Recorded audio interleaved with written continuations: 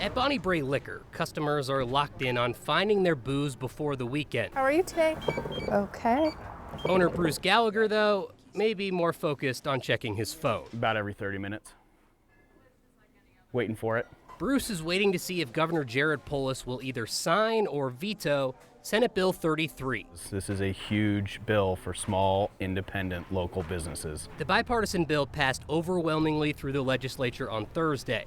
It would protect independent liquor stores who say they've been hammered since voters approved wine sales in grocery stores in 2022. Wine sales are down 20 to 40% in most locations, including mine. The bill stops the state from issuing any new liquor licensed drugstore licenses. Since 2016, grocery stores like King Soopers or Costco, which have pharmacies on site, have been able to claim those licenses to sell hard liquor. I think it's really surprising that the legislature right now is providing this much of a protectionist measure for one industry. Ray Rivera represents Coloradans for Consumer Choice. They work for large retailers and grocery stores. We don't tell Domino's to not sell sandwiches to compete with other sandwich stores. Rivera says the current model is working, that Coloradans want convenience and lower prices. The grocery stores want a veto, but say they'll collect signatures for a ballot measure in November if this passes. I think the current system has been working. Working for the grocery stores,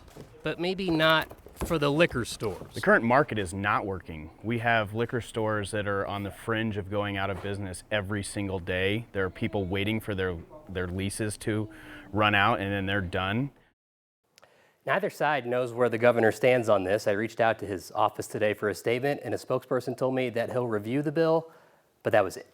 Okay, so we're waiting to see what happens with Governor Polis, but if he doesn't sign it, if he does sign it, what could happen? So if he does sign this bill, you got to remember how close wine and grocery was a couple of years ago, 51-48 then. If the governor signs this and then it becomes a ballot measure, both sides told me they think they'd prevail. They think that one side hates what's happened and another side really likes what happened. So. Well, we'll have to watch, because I remember when this first went around with wine, people had a lot of opinions about it. Sure. So we'll have to wait and see what happens. Absolutely.